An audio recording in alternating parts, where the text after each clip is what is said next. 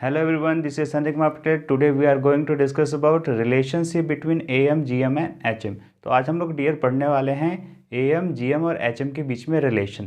तो चलिए स्टार्ट करते हैं। ये लिखा हुआ है मैंने relationship between AM, GM and HM। AM का मतलब होता है अर्थमेटिक मीन, GM का मतलब होता है ज्योमेट्रिक मीन और HM का मतलब होता है हार्मोनिक मीन। तो अगर मैं दो नंबर लूँ A और B, ठीक है डियर। अब इसके बीच में मैं अगर AM को A से प्रदर्शित कर रहा हूँ तो अर्थमेटिक मीन आपको बताया गया था क्या होता है A प्लस B/2। अगर मैं ज्योमेट्रिक मीन को G से रिप्रेजेंट करूँ तो आपको ये भी बताया गया था दो नंबर का ज्योमेट्रिक मीन क्या होता है G² = AB होता है, ठीक है। अगर मैं इसके बीच में हार्मोनिक मीन की बात करूँ, H की बात करूँ तो H बताया गया था 2 टाइम्स AB/A प्लस B। तो ये हमने डिस्कस कर लिया हुआ डियर कि A होता है A+B/2, G² होता है AB, H होता है 2AB/A प्लस B। अब यहाँ पे एक पहला रिलेशन अगर हम बात करें तो आप इसमें कोई भी वैल्यू आप रख के देखिएगा, ये जो A है ये always greater or equal to G और G is always greater or equal to आपका ये जो G है this is G always greater or equal to H होता है। ये तो आपका पहला रिजल्ट हो गया, ये आप याद कर लीजिए। सेकेंड रिजल्ट आपका है कि G² होता है AH, ठीक है। यानी कि जो आपका ज्योमेट्रिक मीन है ये A इंटू H होता है। यहाँ तक बातें क्लियर हो गई। इसका मतलब ये है कि AGH ये खुद एक GP फॉर्म करेंगे। क्या फॉर्म करेंगे? जीपी फॉर्म करेंगे, ज्योमेट्रिक प्रोग्रेशन फॉर्म करेंगे, क्योंकि ये ज्योमेट्रिक प्रोग्रेशन की ज्योमेट्रिक मीन का ही फॉर्मूला है। तो अगर कोई भी नंबर इस फॉर्म का होता है तो वो किस में फॉर्म होता है? जीपी में होता है। Is it clear? यानी ये फर्दर एक जीपी फॉर्म करेंगे और उनके बीच में रिलेशन क्या है? ज्योमेट्रिक मीन का square is to arithmetic mean into harmonic mean. ये इज इट क्लियर? अगर ये क्लियर हो गया, अगर इसकी प्रूफ की बात करें, इसके प्रूफ की बात करें तो G² की मतलब क्या होता है भैया?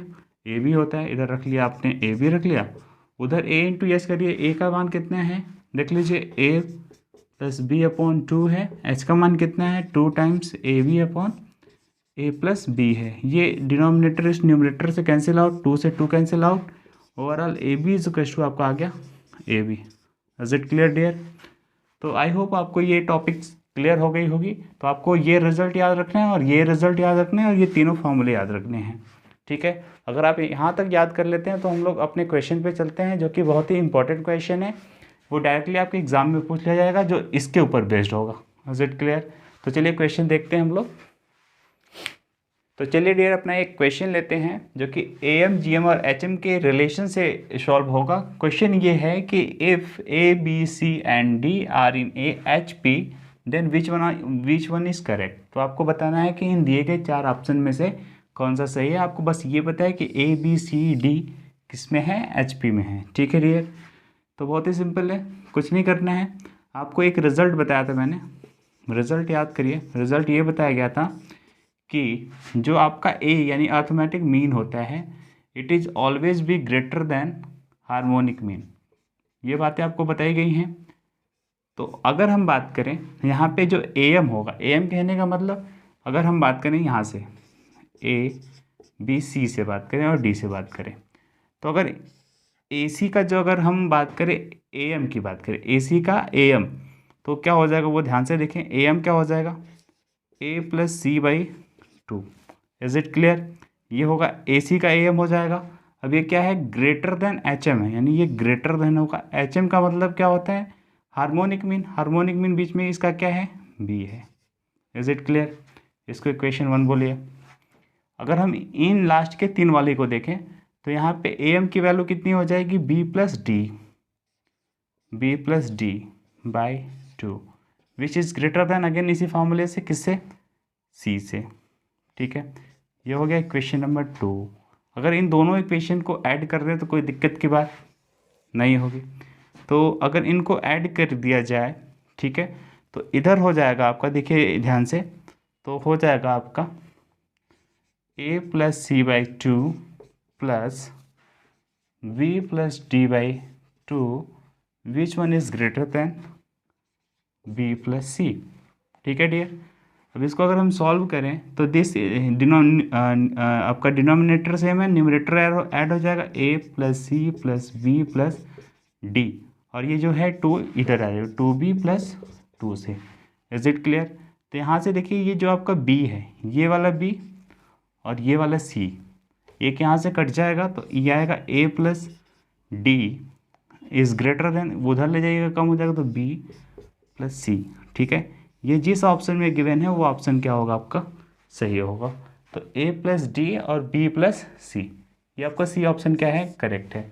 इसको आप फिर से समझ लीजिए कि अगर सब स्टार्ट में हम 3 नंबर को ले रहे हैं तो इसका जो am होगा वो ग्रेटर देन होगा hm के, तो इसका जो am होगा वो a प्लस सी बाई 2 होगा, तो a प्लस सी बाई 2 लिख लिया हमने।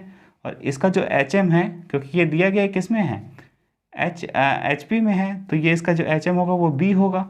अब लास्ट के 3 टर्म की बात करें तो यहाँ का जो am होगा वो क्या होगा, b प्लस डी बाई 2 होगा, b प्लस डी बाई 2। और इन तीन, जब ये 3 आपके HP में है तो इसका जो hm है वो क्या होगा c होगा। ठीक है, इज इट क्लियर? फिर इनको हमने ऐड कर दिया, रिजल्ट आपका ये रहा, यानी कि आपका ऑप्शन नंबर सी हो गया सही। ठीक है, अब चलिए हम लोग नेक्स्ट क्वेश्चन लेते हैं। सेकेंड क्वेश्चन है आपका, if A B C D are in HP then which one is correct. यानी आपके पास 4 ऑप्शन है, इसमें से कोई सही है जब ए बी सी डी आपके किस में हो, HP में हो रही है। तो ठीक है, तो देखते हैं इसका सोल्यूशन क्या होगा।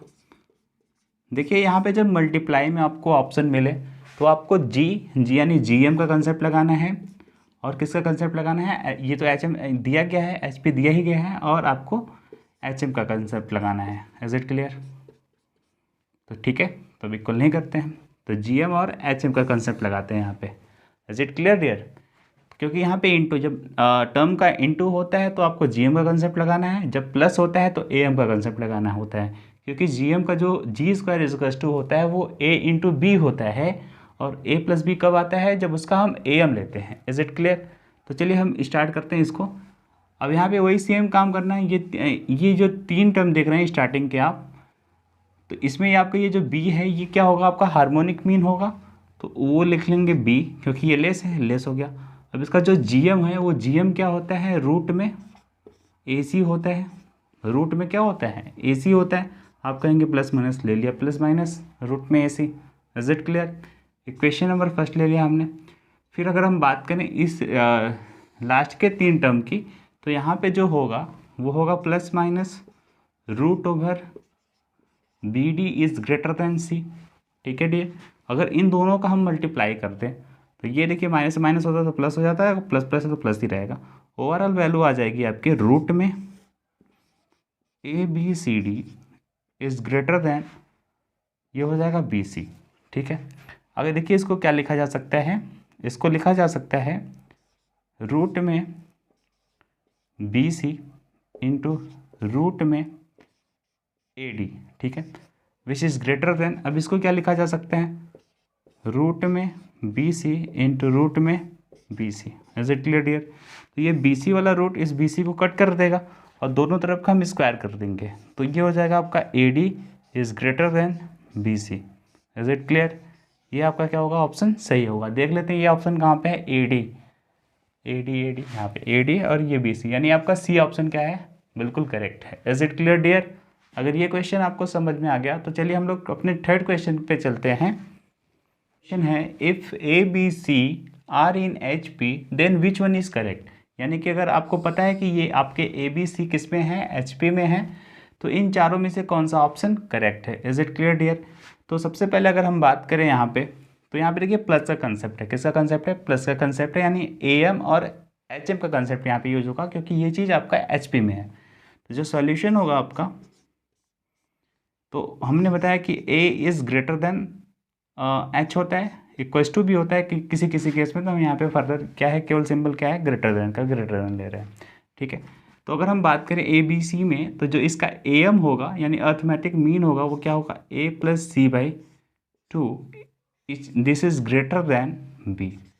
इसको इक्वेशन नंबर 1 बोलिएगा, क्या बोलिएगा, इक्वेशन नंबर 1। अच्छा, आप एक यहाँ पे हमें ये टर्म बताइए कि अगर A के पावर n हो प्लस C के पावर n हो अपॉन 2 हो, तो ये ग्रेटर है कि ये ग्रेटर है a प्लस सी के पावर 2 के पावर n। आपको बताना है, और आपको पता है कि ए बी सी किस में है, एच पी में है, तो आपको बताना है ये ग्रेटर होगा कि ये ग्रेटर होगा। जब भी करिएगा 1 टर्म रखेंगे तो दोनों इक्वल होगा, 2 रखिएगा एन की वैल्यू तो सीधे सीधे आपको क्लियर हो जाएगा कि ये टर्म आपका क्या है, ग्रेटर है। 3 रखिएगा और भी क्लियर होगा, ठीक है। तो ये टर्म हमेशा क्या होता है, ग्रेटर देन दिस वन होता है। ये बातें समझ में आ गई। और ये ओवरऑल जो वैल्यू है वो हम बी के इक्वल रख सकते हैं, ये जो ग्रेटर देन बी है ये हम यहाँ पे रख सकते हैं। तो ओवरऑल वैल्यू हो जाएगी ए के पावर एन प्लस सी के power N upon 2 which one is greater then B के पावर एन। ठीक है डियर। तो ये जो आपका 2 है ये यहाँ पे चला जाएगा, ए के पावर एन प्लस सी के power N which is greater than 2 times B के power N. Is it clear? ये देख लेते हैं जिस ऑप्शन में होगा वो ऑप्शन क्या होगा आपका, सही होगा।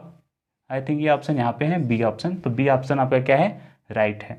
ये तो आपको क्लियर ही होगा, इसको भी थोड़ा ध्यान से समझ लीजिएगा आप लोग, क्योंकि ये जो मैंने रिजल्ट यूज़ किया है कि ए के पावर एन प्लस सी के power N upon 2 this is always B greater then A plus C by 2 के पावर एन के। ठीक है, आप एन की वैल्यू रख करके चेक कर सकते हैं। Is it clear?